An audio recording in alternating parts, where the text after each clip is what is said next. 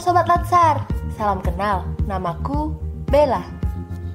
Kali ini kita akan belajar tentang salah satu nilai-nilai dasar ASN, yaitu nasionalisme. Sobat Latsar tahu nggak kenapa kita mempelajari materi ini? Ini nih tujuannya. Hasil belajar seperti apa sih yang ingin dicapai? Setelah mengikuti pembelajaran ini, Sobat Latsar diharapkan mampu mengaktualisasikan nilai-nilai dalam setiap sila Pancasila serta wawasan kebangsaan dalam setiap pelaksanaan tugas dan fungsi. Indikatornya, Sobat Latsar dapat 1. Mengenal nasionalisme. 2. Memahami peranan Pancasila dalam menumbuhkan nasionalisme ASN. 3. Memahami fungsi dan peran ASN. 4. Memahami wawasan kebangsaan.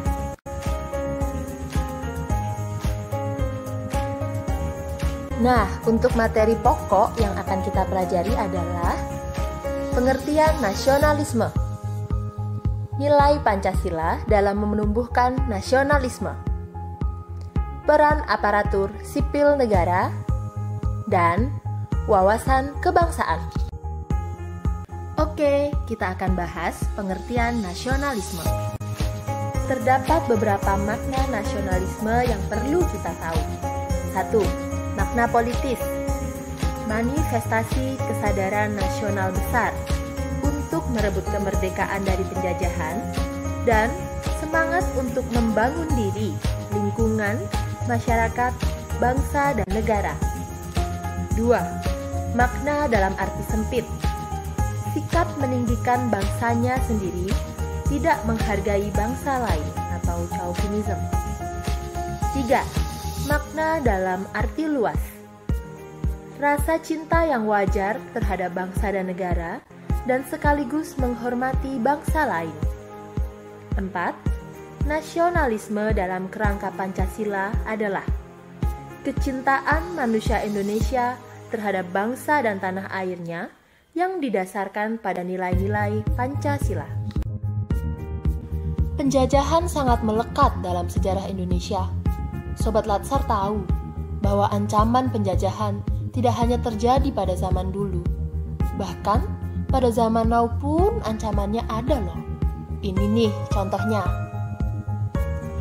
Zaman old, menggunakan pasukan untuk menindas rakyat, menguasai lahan, pabrik, perkebunan milik rakyat. Hak rakyat ditekan, namun tidak ada penjajahan budaya. Zaman now, menyusup diam-diam, menindas secara struktural, seakan-akan menghargai hak rakyat, namun banyak untuk kapitalis, mempengaruhi pola pikir rakyat, menekankan budaya individualistis, melupakan gotong royong. Ngomong-ngomong, kenapa ancaman penjajahan tersebut begitu nyata ya? Ya, betul. Kekayaan dan keanekaragaman Indonesia. Kekayaan dan keanekaragaman Indonesia dapat dimanfaatkan secara optimal untuk kesejahteraan umum. Kerap kali menimbulkan pertentangan di antara beberapa pihak. Dapat memicu perselisihan yang nantinya dapat mengancam keutuhan bangsa Indonesia. Dan menjadi daya tarik bangsa lain untuk menguasai Indonesia. Oleh karena itu, untuk mengantisipasi kejadian tersebut, kita perlu menjadi pelaku aktif dalam menerapkan sekaligus menyebarluaskan konsep integrasi nasional.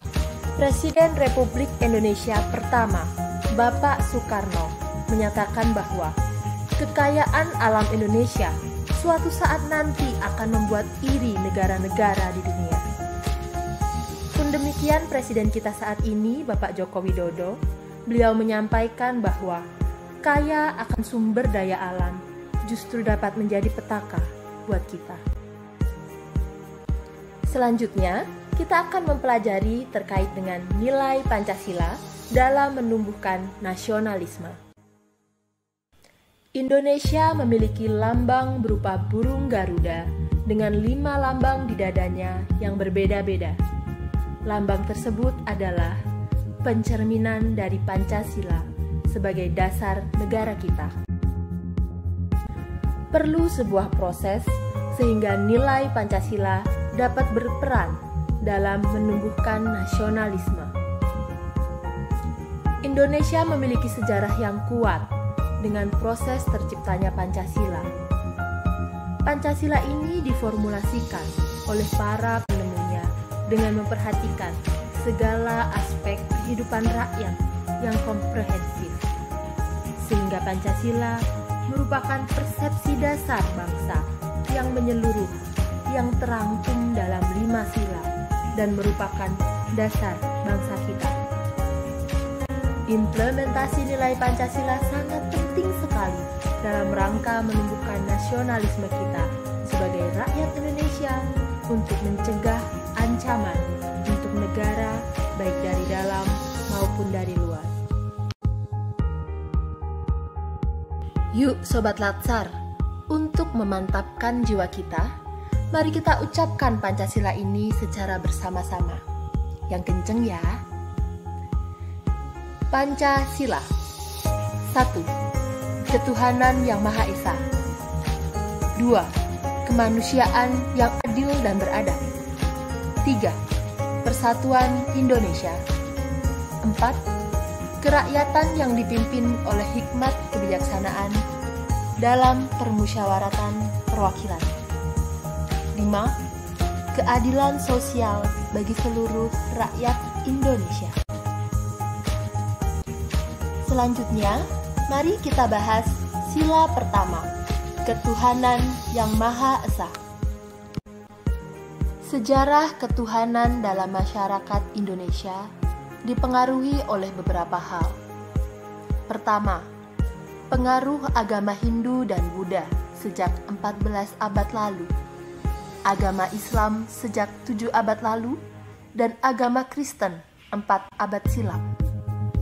Kedua, adanya kepercayaan bahwa setiap benda di bumi seperti pohon, batu, memiliki jiwa yang harus dihormati, atau disebut animisme dan dinamisme. Segala sesuatu mempunyai tenaga atau kekuatan yang dapat mempengaruhi keberhasilan dan kegagalan manusia dalam upaya mempertahankan hidupnya. Ketiga, adanya komunitas-komunitas keagamaan seperti misalnya Serikat Dagang Islam, Muhammadiyah, NU, dan lain-lain yang muncul seiring dengan perkembangan zaman. Kaitannya dengan prinsip ketuhanan yang ada dalam Pancasila, terdapat beberapa golongan dalam ranah politik pada saat itu. Golongan tersebut diantaranya golongan kebangsaan. Misalnya, Jawa Hokkaido yang berasal dari lingkungan pendidikan barat, negara netral terhadap agama.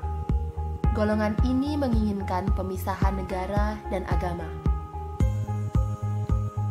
Golongan Islam, misalnya Masyumi, berasal dari lingkungan pendidikan Islam, menginginkan penyatuan negara dan agama. Mereka berpendapat negara tidak bisa dipisahkan dari agama. Golongan alternatif, misalnya Soekarno-Hatta yang berpendidikan barat dengan akar keislaman kuat, berpendapat bahwa urusan agama dan negara dipisahkan agar tidak campur aduk dan perlu pembedaan fungsi agama dan negara dalam konteksnya masing-masing. Oke sobat, sekarang kita bahas makna sila ketuhanan yang Maha Esa. Dalam sila tersebut menegaskan, rakyat Indonesia adalah manusia yang beriman, menghormati, dan bekerja sama antar umat beragama dan tidak memaksakan agama lain ke orang lain. Poin-poinnya adalah percaya dan takwa kepada Tuhan Yang Maha Esa. Ajaran agama dapat memasuki ranah publik. Hormat, menghormati, dan bekerja sama antara pemeluk agama dan penganut kepercayaan yang berbeda-beda. saling menghormati, dan kebebasan menjalankan ibadah sesuai dengan agama dan kepercayaannya. Demokrasi tidak hanya kekuasaan rakyat, tetapi ada kekuasaan Tuhan. Implementasi nilai-nilai ketuhanan dalam sila ini adalah 1. Mendorong nilai-nilai ketuhanan mendasari kehidupan bermasyarakat yang majemuk dan berpolitik, tanpa menjadikan salah satu agama tertentu mendikte. 2. Menjamin kemerdekaan masyarakat dalam memeluk agama dan kepercayaan. 3. Membentuk pemikiran mereka dalam memandang persoalan. 4. Sumber motivasi sebagai landasan rohani dan moral dalam kehidupan sehari-hari. Next, sila kedua, kemanusiaan yang adil dan beradab. Sila ini menegaskan tentang pengakuan persamaan derajat, persamaan hak, dan persamaan kewajiban antara sesama manusia. Saling mencintai sesama manusia, mengembangkan sikap tenggang rasa, tidak semena-mena terhadap orang lain, menjunjung tinggi nilai kemanusiaan, gemar melakukan kegiatan kemanusiaan, berani membela kebenaran dan keadilan, saling menghormati dengan bangsa-bangsa lain di dunia. Nilai-nilai kemanusiaan dalam sila ini adalah perlunya kegotong royongan menurut Rajiman Widyodiningrat dan M. Yamin. Pentingnya persatuan dunia dan kekeluargaan antar bangsa menurut Soekarno. Dan nasionalisme dan internasionalisme yang berarti keseimbangan antara agenda nasional dan internasional. Terdapat dua macam implementasi nilai-nilai kemanusiaan, yaitu luar dan dalam negeri. Untuk yang keluar, menentang penjajahan dan perbudakan, melaksanakan ketertiban dunia, politik bebas aktif atau non-blok. Sedangkan yang ke dalam adalah penghargaan terhadap kemanusiaan, kebudayaan, dan kepemilikan, hukum dan hak asasi manusia, etika dan budaya, Undang-Undang Dasar 1945, Pasal 28. Yuk sobat, kita ke sila yang ketiga, Persatuan Indonesia. Sobat Latsar pasti pernah mendengar perspektif historis perjalanan bangsa Indonesia. Dimulai pada masa purba, di mana terdapat penemuan fosil Pithecanthropus erectus. Dilanjutkan dengan masa prasejarah Nusantara, dataran Sunda sebagai tempat awal persemaian peradaban manusia, yaitu Homo sapiens. Kemudian, muncullah masa sejarah Nusantara, yang ditujukan dengan munculnya prasasti berhuruf Pallawa sekitar abad ke-5 Masehi. Kerajaan berkembang seiring dengan pengaruh budaya dari luar hingga saat ini. Implementasi nilai-nilai persatuan Indonesia antara lain semangat gotong royong yang sangat melekat pada bangsa kita. Betul apa betul nih sobat? Kedua, pengembangan pendidikan kewarganegaraan dan multikulturalisme demi tercapainya rasa ketentraman, keamanan, dan kedamaian. Next, sila keempat, kerakyatan yang dipimpin oleh hikmat kebijaksanaan dalam permusyawaratan perwakilan. Dalam sila ini, masyarakat harus mengawasi wakil rakyat. Di dalamnya terkandung makna tidak memaksakan kehendak kepada orang lain, mengutamakan musyawarah dalam mengambil keputusan untuk kepentingan bersama. Musyawarah untuk mencapai mufakat diliputi oleh semangat kekeluargaan. dengan itikat baik dan rasa tanggung jawab, menerima dan melaksanakan hasil keputusan musyawarah. Musyawarah dilakukan dengan akal sehat dan sesuai dengan hati nurani yang luhur. Keputusan yang diambil harus dapat dipertanggungjawabkan secara moral kepada Tuhan Yang Maha Esa, menjunjung tinggi harkat martabat manusia dan nilai-nilai kebenaran dan keadilan.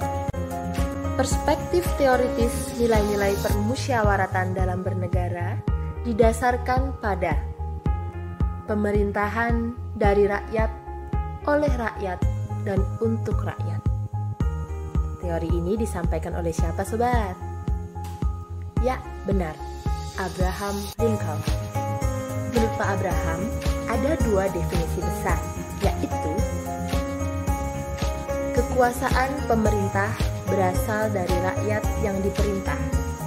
Kekuasaan itu harus dibatasi, dan pemerintah harus berdaulat. Artinya, harus cukup kuat untuk dapat menjalankan pemerintahan secara efektif dan efisien. Dan implementasi nilai-nilai permusyawaratan antara lain penghormatan terhadap rakyat atau kerakyatan, persatuan di atas kepentingan perseorangan dan golongan atau permusyawaratan dan kekeluargaan, adanya landasan etis dalam berdemokrasi, dan wawasan pengetahuan yang mendalam terhadap pokok bahasan dalam musyawarah atau pengambilan keputusan, yaitu kebijaksanaan. Sila yang terakhir adalah keadilan sosial bagi seluruh rakyat Indonesia. Makna dari sila ini adalah mengembangkan perbuatan-perbuatan yang luhur yang mencerminkan sikap dan suasana kekeluargaan dan kegotong royongan. Bersikap adil, menjaga keseimbangan antara hak dan kewajiban, menghormati hak-hak orang lain, suka memberi pertolongan kepada orang lain, menjauhi sikap pemerasan terhadap orang lain, tidak bersikap boros, tidak bergaya hidup mewah, tidak melakukan perbuatan yang merugikan kepentingan umum, suka bekerja keras, menghargai karya orang lain. Keadilan sosial dalam kerangka Pancasila adalah negara merupakan organisasi masyarakat yang bertujuan menyelenggarakan keadilan. Syarat untuk hal tersebut adalah emansipasi dan partisipasi bidang politik. Nah, Sobat Latsar, dari kelima sila yang telah kita bahas, apa sih fungsi dan peranan Pancasila dalam kehidupan bermasyarakat dan bernegara? A. Pancasila sebagai jiwa dan kepribadian bangsa Indonesia. B. Pancasila sebagai cita-cita dan tujuan bangsa Indonesia. C. Pancasila sebagai dasar negara Republik Indonesia. D. Pancasila sebagai pandangan hidup untuk mempersatukan bangsa Indonesia. Materi selanjutnya, peran aparatur sipil negara. Ada yang tahu? Yuk, cus kita bahas. Undang-Undang Aparatur Sipil Negara, Undang-Undang Nomor 5 Tahun 2014 menyatakan bahwa peranan ASN ada 3. Pertama, pelaksana kebijakan publik. Kedua, pelayan publik. Ketiga, perekat dan pemersatu bangsa. Dalam peran ASN sebagai pelaksana kebijakan publik, ASN memiliki wewenang dalam membuat kebijakan publik, dan integritas serta profesionalisme ASN sangat ditekankan dalam pelaksanaan pembuatan kebijakan publik. Kebijakan publik, apa sih itu? Berikut pengertian kebijakan publik menurut beberapa ahli. Menurut Thomas R. Dye, kebijakan publik adalah whatever government choose to do or not to do. Menurut Laswell, kebijakan publik adalah suatu program yang diproyeksikan dengan tujuan-tujuan tertentu, nilai-nilai tertentu, dan praktek-praktek tertentu. Sedangkan menurut Nugroho, kebijakan publik adalah segala sesuatu yang dikerjakan dan yang tidak dikerjakan oleh pemerintah. Dalam proses pembuatan kebijakan publik, harus terdapat analisis kebijakan. Mengapa perlu dilakukan analisis terhadap suatu kebijakan? Karena banyak kebijakan yang tidak memuaskan masyarakat. Dan menurut Patton dan Sawicki di tahun 1993, analisis kebijakan adalah tindakan yang diperlukan untuk dibuatnya sebuah kebijakan, baik kebijakan yang baru sama sekali atau kebijakan yang baru sebagai konsekuensi dari kebijakan yang ada. Setelah kebijakan publik dibuat dan disampaikan ke masyarakat, harus ada evaluasi atas kebijakan. Kenapa evaluasi ini menjadi penting? Karena setiap kebijakan harus diawasi. Salah satu mekanismenya adalah dengan evaluasi kebijakan. Untuk melihat sejauh mana kebijakan tersebut berjalan secara efektif dan mencapai tujuan. Untuk mengidentifikasi adanya kesenjangan antara harapan dengan kenyataan. Tahu nggak sih, berhasilnya suatu kebijakan itu seperti apa? Kebijakan dibuat harus berorientasi pada tujuan, terutama untuk kepentingan masyarakat. Kebijakan merupakan pola tindakan pemerintah. Komunikasi yang tepat, jelas, akurat, dan konsisten penting demi persamaan persepsi atas pemahaman suatu aturan. Oke sob, setelah kita bicara peran pelaksana kebijakan publik, kita akan bahas peran kedua, ASN sebagai pelayan publik. ASN dapat bekerja secara profesional yang berorientasi pada pelayanan publik untuk kepentingan publik dengan 5 aspek. Kalian harus ingat ini dengan baik ya. Yang pertama, adanya tuntutan dari masyarakat untuk menerapkan prinsip good governance dan rekrutmen pegawai ASN didasarkan pada sistem merit atau kompetensi. 2. Adanya kritik dari masyarakat bahwa kualitas pelayanan publik semakin menurun. 3. Adanya tuntutan bahwa aparat pemerintah seharusnya memahami apa yang harus dilakukan dalam situasi kritis. 4. Aparat pemerintah dituntut dapat bekerja secara profesional dengan prinsip public accountability dan responsibility. 5.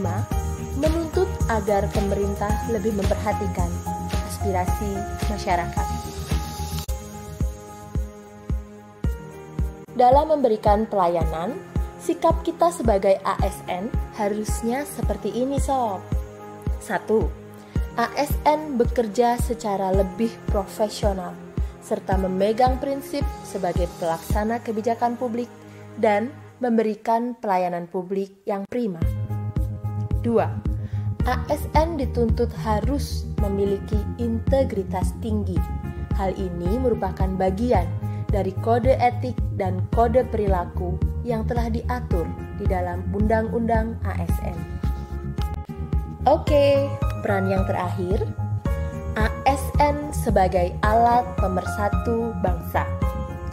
ASN menjadi kepanjangan tangan negara dalam mewujudkan persatuan dan kesatuan bangsa.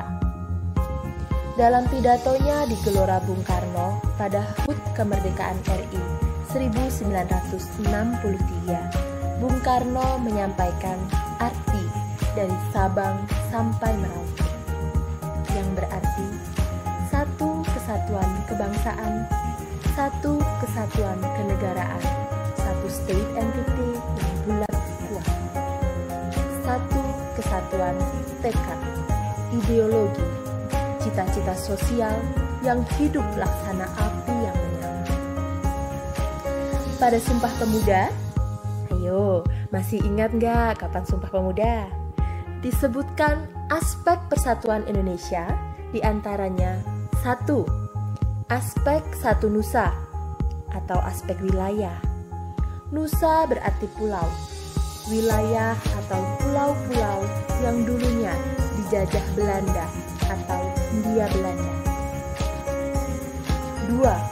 Aspek satu bangsa, nama baru dari suku-suku bangsa yang dulunya dijajah oleh Belanda atau Hindia Belanda. 3. Aspek satu bahasa, agar wilayah dan bangsa dengan berbagai suku dan bahasa dapat berkomunikasi.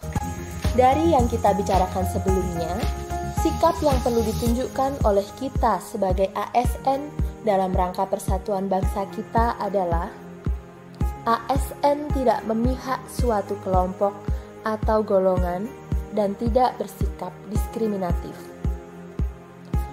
ASN mampu memanajemen konflik atau mampu menjaga kondisi damai. Oleh karenanya, sebagai ASN, kita harus netral. Berikut adalah kenapa netralitas ASN sangat penting bagi kita.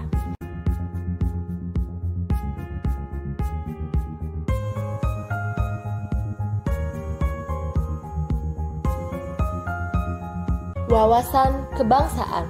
Wah, materi yang menarik nih Sobat Latsar. Perlu Sobat ketahui, bentuk negara kita ini adalah negara kesatuan. Negara kesatuan yakni suatu negara yang berdaulat, di mana seluruh negara yang berkuasa hanyalah satu pemerintah yang mengatur seluruhnya. Di dalam negara kesatuan, pelaksanaan pemerintah dapat dilaksanakan melalui sistem sentralisasi dan desentralisasi. Sifat negara kesatuan ini pada umumnya bersifat A. Kedaulatan mencakup ke dalam, ditangani negara pusat. B. Negara mempunyai satu undang-undang dasar, satu kepala negara, dan satu DPR. C. Negara memiliki satu kebijakan menyangkut persoalan polsosbud dan ekonomi serta ketahanan keamanan. Ada yang masih ingat nggak apa unsur negara? Unsur negara ada 4, yaitu 1. Rakyat yang bersatu. 2. Daerah atau wilayah. 3. Pemerintah yang berdaulat. 4. Pengakuan dari negara lain. Setelah membahas negara, kita akan membahas tentang bangsa. Menurut teori, beberapa terkait dengan bangsa adalah sebagai berikut. Pertama, Ernest Renan dari Perancis. Bangsa terbentuk karena adanya keinginan untuk hidup bersama atau hasrat bersatu dengan perasaan setia kawan yang agung. Teori kedua dari Otto Bauer, Jerman. Bangsa adalah kelompok manusia yang mempunyai persamaan karakteristik tumbuh karena adanya persamaan nasib. Ketiga, Friedrich Rätzel dari Jerman. Bangsa terbentuk karena adanya hasrat bersatu. Hasrat itu timbul karena adanya rasa kesatuan antara manusia dan tempat tinggalnya atau paham geopolitik. Oke. Wawasan kebangsaan adalah cara pandang suatu bangsa mengenai diri dan ideologinya, serta cita-citanya yang diorientasikan untuk memperkokoh dan menjaga persatuan bangsa dan ketahanan bangsa. Wawasan kebangsaan merupakan modal yang penting bagi ketahanan bangsa Indonesia. Ketahanan bangsa ini diperkuat dengan modal kita. Modal itu adalah 1. Ideologi, bela negara, pembauran, kewaspadaan. 2. Wawasan kebangsaan. 3. Iptek. 4. Akhlak dan moral. 5. Profesionalisme. Beberapa hal terkait dengan ketahanan bangsa. Ketahanan bangsa merupakan kondisi dinamik bangsa yang berisi ketangguhan, keuletan, dan kehandalan yang dibangun agar mampu menghadapi tantangan dari dalam dan luar negeri. Konsepsi untuk membangun kesejahteraan dan kehormatan bangsa memiliki modal berupa akhlak, moral, iptek, wasbang, profesionalisme yang meliputi seluruh aspek Ipolek Sosbudhankam, termasuk kewaspadaan. Dalam proses bernegara terhadap dinamika bangsa, di mana dalam dinamika bangsa ini terhadap faktor positif dan negatif. Demokrasi membuat sebuah bingkai yang mana di dalamnya anak bangsa berinteraksi dan bebas menentukan pilihan-pilihan. Anarki membuat masing-masing kelompok mengandalkan orientasinya sendiri sehingga tidak toleran dengan kelompok yang lain dan sering menganggap kelompok lain sebagai musuh. Dinamika di antara keduanya sangat mempengaruhi proses berbangsa. Ada suku, ada makanan, ada lagu, dan ada agama yang berbeda-beda di Indonesia. Itulah Bhinneka Tunggal Ika. Bhinneka Tunggal Ika sendiri memiliki makna. Bhinneka memiliki arti beraneka ragam atau berbeda-beda. Neka dari bahasa Sanskerta berarti macam, tunggal berarti satu, ika berarti itu. Jika kita sebagai warga negara sadar betapa luar biasa kebinekaan yang dimiliki Indonesia, maka pemahaman dan wawasan kebangsaan kita sebagai warga negara akan semakin luas dan positif. Wawasan kebangsaan Indonesia pertama kali tercetus dan diikrarkan pada Sumpah Pemuda tanggal 28 Oktober 1928 sebagai tekad perjuangan dan merupakan konvensi nasional yang meliputi aspek wawasan kebangsaan. 1. Aspek moral, perjanjian diri atau komitmen eksistensi. Dan 2. Aspek intelektual, pengetahuan tentang tantangan dan potensi bangsa. Nah sobat, setelah kita mengetahui apa itu wawasan kebangsaan, tentunya kita bisa mengambil makna dari wawasan kebangsaan bangsa ini, yaitu mengamanatkan kepada seluruh bangsa agar menempatkan persatuan dan kesatuan, serta kepentingan dan keselamatan bangsa dan negara di atas kepentingan pribadi dan golongan. Nilai-nilai wawasan kebangsaan yang sudah selayaknya kita miliki dan amalkan. Nilai tersebut adalah 1. Penghargaan terhadap harkat dan martabat sebagai makhluk Tuhan yang Maha Kuasa. 2. Tekad bersama untuk berkehidupan yang bebas, merdeka, dan bersatu. 3. Cinta tanah air dan bangsa. 4. Demokrasi dan kedaulatan rakyat. 5. Kesetia kawanan sosial. 6. Masyarakat adil dan makmur. Terakhir nih Sobat Latsar, dengan semakin sadarnya kita bahwa bangsa ini memiliki sesuatu yang luar biasa, tentunya tantangan wawasan kebangsaan akan semakin besar. Tantangan tersebut adalah 1. Adanya upaya untuk melarutkan pandangan hidup bangsa ke dalam pola pikir yang asing untuk bangsa kita. 2. Semangat kebangsaan telah mendangkal atau terjadi erosi, terutama di kalangan generasi muda. Tantangan yang terakhir adalah ancaman disintegrasi kebangsaan. Dengan kita mengetahui semua yang terkait dengan nasionalisme, Pancasila dan wawasan kebangsaan, maka harapannya rasa memiliki dan melindungi bangsa ini terhadap ancaman dari dalam ataupun luar semakin besar. Menjadi pelaku aktif dalam menerapkan sekaligus menyebarluaskan konsep persatuan dan semakin menyadari bahwa kita adalah orang besar dari bangsa yang besar. Terima kasih Sobat Latsar, semoga kesuksesan, kebaikan, dan keberkahan dilimpahkan kepada